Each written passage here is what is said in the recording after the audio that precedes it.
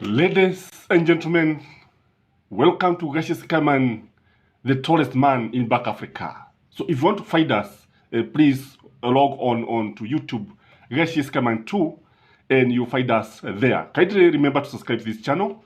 And for those of you who are in the other channel, please join us in this channel because it's the one that is active. So, the judicial and, the Justice and Legal Affairs Committee, popularly known as JILAC, has recommended that William Samuel Ruto should form a tribunal to investigate the CHERERA 4. When we talk of the CHERERA 4, we are talking about Juliana CHERERA and the other three commissioners. That is Francis Waderi, Justus Nyang'aya, and Irene Masit, the one that did not agree with Chebukati when he rigged the elections in favor of a UDA candidate. And it is important to know that the UDA MPs and Kenya Kwanza in general are turning out to be the axis of evil. And they are putting this country in a very, very serious situation, in a very precarious situation, in a very dangerous situation, in a situation ambapo tunaweza kujipata katika hali baya sana. Because as we shall show in this video, they want this country to run without the Independent Elections and Boundaries Commission, that IBC. But the question I would like to pose to our viewers this morning, can the country run without IBC? Because that is what the axis of evil wants us to do. So the fate of the CHERERA 4 is now in Ruto's hands. And don't forget, Ruto has given his hard feelings already. He refers to them as rogue IBC commissioners. Na je, unafikiri wanaweza kupata haki? Do expect that this, because to me, if you ask me, these are the true nationalists. These are the people who love their countries. These are the people who can do anything to save their country. They try to save this country from election malpractice. But now they are suffering because of speaking the truth. So kile ambacho tunajua ni kwamba katika nchi hii wale watu ambao wanaongea ukweli wanakuwa katika hatari kubwa sana. No wonder this channel was also infiltrated and they were able to pull down the videos. That's why I'm telling you now to join us in this channel. Kwa hivyo kile ambacho tunaweza kusema ni kwamba when these commissioners, that is the CHERERA 4, when they disowned the results, they knew that Chebukati had been compromised by the UDA and the foreigners, and the man was out to rig the elections. Kwa kile ambacho kilitokea ni kwamba wao walikuwa pale na wakaongea ukweli. Remember when they went to CHERERA and talked of opaque results that were being given to the nation. Na kile ambacho tungetaka kusema katika hapa ni kwamba Azimio is not part of the axis of evil. Azimio refused to participate in JILAC proceedings. Again, the CHERERA 4 did not participate. They refused to attend when they were summoned to appear before JILAC. Walikataa katakata. Kwa hivyo huu ni uamuzi wa the axis of evil, led by the chair of the committee.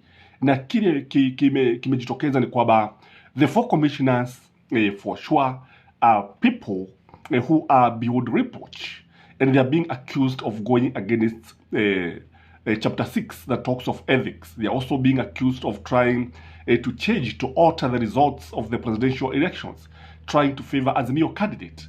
Na vizuri, jambo moja ambalo watu wanafaa kuelewa ni kwamba this thing, if not properly handled, I've repeated in this channel, is something that can plunge the country into chaos. It's something that can bring a lot of problems into this country.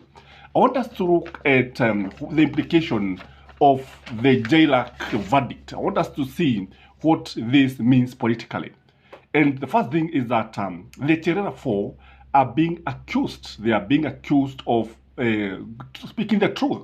Remember, one of the commissioners said that the one who was in charge of ICT put it in the Supreme Court that the IBC servers were infiltrated by foreigners.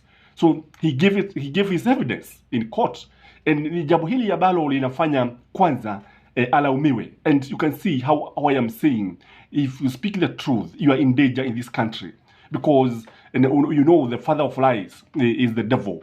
And when you say that you cannot cooperate with the devil, when you say you cannot dine with the devil, this is what happens. When you speak the truth, this is what happens to you, because these guys were at the oath, and they said, and they gave evidence that IBC was heavily infiltrated by foreigners. The other thing is that they are also accused of hiring lawyers. Can you imagine being accused of hiring lawyers in the Supreme Court?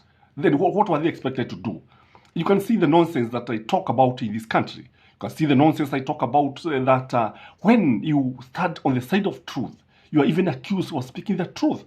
And that is why you see, because Raila Amolo Odinga has been speaking the truth and has been trying to defend these commissioners. That is why you see the Ruto administration accusing him of trying to plunge the country into chaos. Kwa hivyo kile ambacho kinajitokeza ni kwamba ni tagulini mtu akalaumiwa, akashtumiwa, akahukumiwa kwa kuwakilishwa na wakili. If you are here and you are a lawyer, tell us, is it a crime? Is it an offense under Kenyan laws to be represented by an advocate in courts?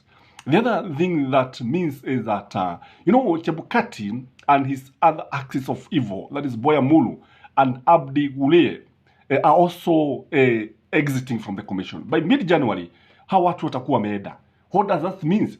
This means that we shall not have IBC.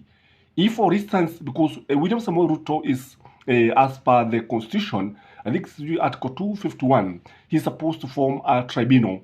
And after forming the tribunal is the one that is going to come with the verdict.